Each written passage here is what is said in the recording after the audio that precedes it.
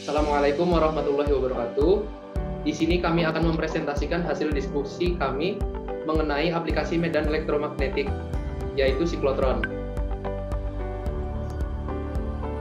Di sini ada saya sendiri, Febrian Ferus Raffi, dengan NIM 205-24065, dan rekan saya,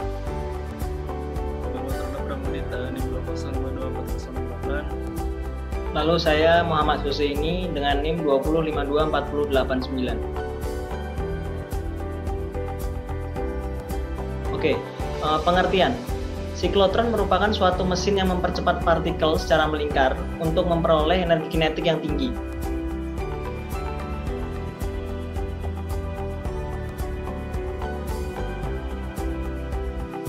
Selanjutnya adalah sejarah dari siklotron itu.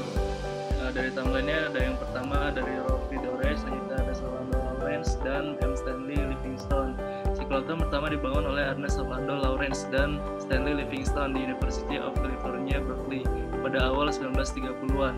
Lawrence mempunyai gagasan untuk siklotron pada tahun 1929 setelah adanya artikel yang disusun oleh Rolf Vidore. Artikel ini menjelaskan akselerator yang menggunakan sepasang silinder yang dipasang secara linear dengan medan listrik bolak-balik. Lawrence mempunyai gagasan mengubah susunan silinder Vidore menjadi ruangan berbentuk D atau D-shaped chambers dan posisinya antara kutub magnet. Dalam D-shaped chambers, ion, misalnya proton, dipercepat dalam beberapa tahapan di atas lintasan spiral.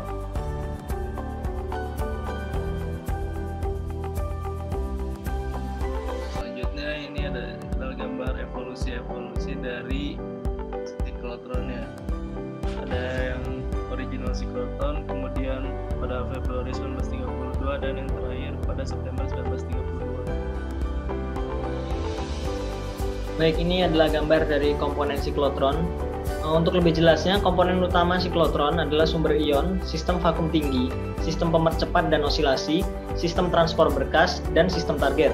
Komponen siklotron seperti yang ditunjukkan pada gambar, seperti magnet coil, wadah vakum, lintasan helik, dua elektroda disk, osilator, dan logam target. Terdapat bentuk elektroda D yang tertutup dalam ruang vakum yang tipis, yang mana juga terdapat celah sempit di antara dua kutub magnet besarnya. untuk prinsip kerjanya sendiri, di sini akan ditampilkan video.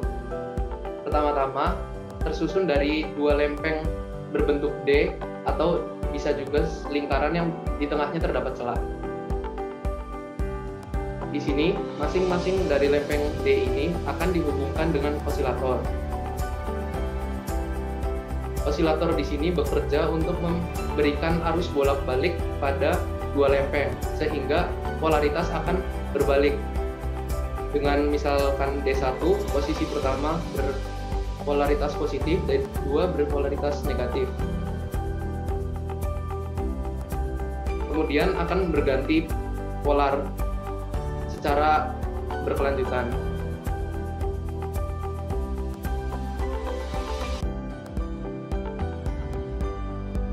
Kemudian, dua lempeng D ini terdapat atau berada di tengah-tengah dari dua medan magnet yang diposisikan di atas dan di bawah.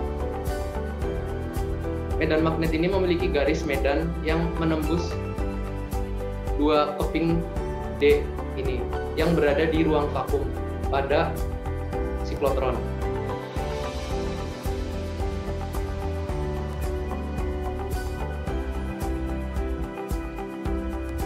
Di sini pada siklotron akan terjadi dua medan yang bersifat konsisten dan konstan. Yang pertama yaitu medan listrik dan medan magnet. Jika ditempatkan di tengah-tengahnya suatu partikel yang bersifat positif atau bermuatan positif seperti proton maupun neutron, akan terdapat gaya yang memiliki vektor arah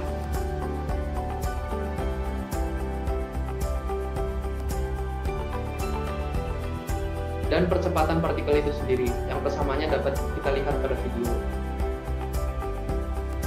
Di sini ketika partikel mulai bergerak dan mengenai dinding dari keping D tersebut,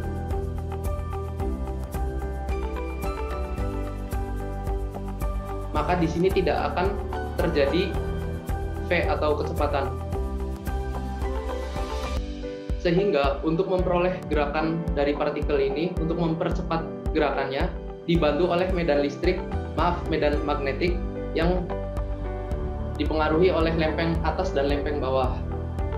Lalu ketika partikel selesai melewati lempeng dan akan keluar dari lempeng, kondisi ini berganti dengan medan listrik dari lempeng tersebut. Dapat dilihat pada video.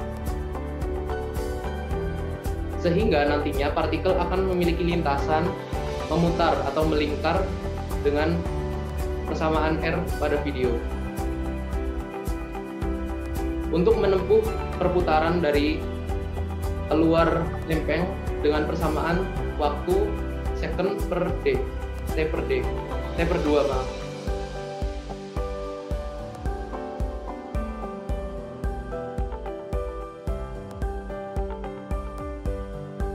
Setelah partikel keluar, di sini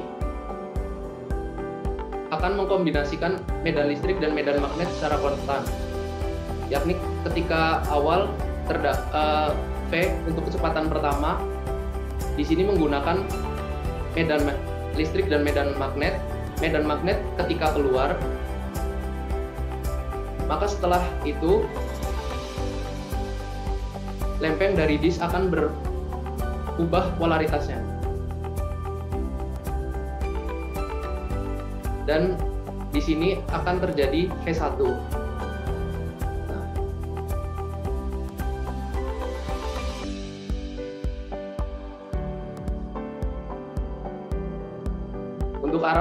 Untuk arah partikel menuju D1, D2 menuju D1. Karena partikel bermuatan positif sehingga mendekati D1 yang berpolaritas negatif.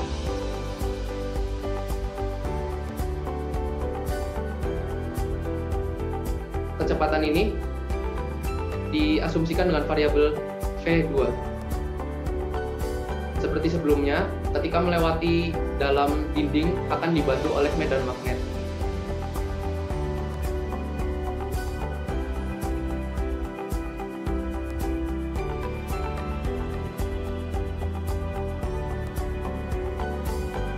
Di sini akan berpindah polaritas kembali seperti sebelumnya. Berubah polaritas, D2 menjadi negatif dan D1 menjadi positif. Dan seterusnya seperti itu. Hingga mencapai radius terluar atau mendekati target. Di sini seiring meningkatnya jarak lingkaran atau R jari-jari lingkaran, maka semakin tinggi juga percepatan yang dihasilkan dan energi kinetik pun ikut meningkat, sehingga ketika mengenai target akan terjadi percepatan partikel yang sangat tinggi,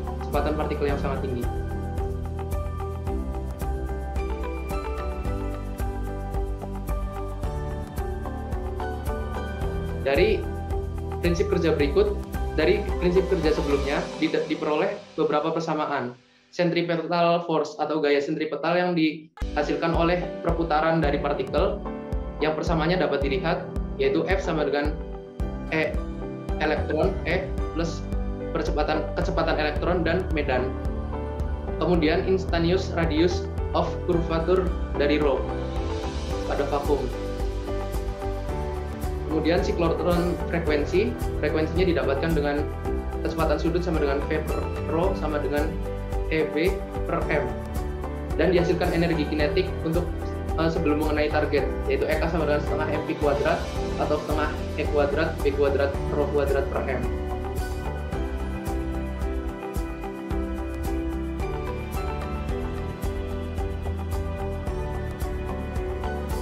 Selanjutnya adalah aplikasi dari siklotron itu sendiri. Aplikasi bisa diartikan sebagai fungsi. Fungsi dari siklotron adalah menyelidiki proses reaksi inti untuk menghasilkan bermacam-macam isotop baru dan berguna untuk kesehatan, misalnya P32 yang digunakan dalam percobaan awal untuk melawan leukemia. Selanjutnya dapat digunakan untuk mengobati kanker.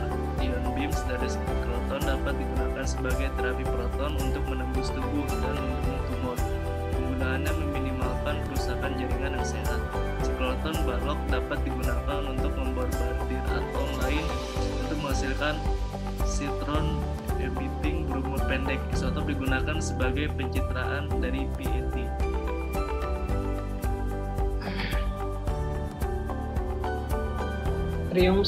Siklotron sebagai siklotron terbesar di dunia. Siklotron terbesar di dunia bertempat di Tri University Mason Facility atau TRIAM di University British Columbia, Vancouver, Kanada, dan dijalankan sebagai sebuah konsorsium dari Universitas Kanada dan 11 Dewan Riset Nasional Kanada. Mempunyai diameter kurang lebih 18 meter dan berat 4.000 ton.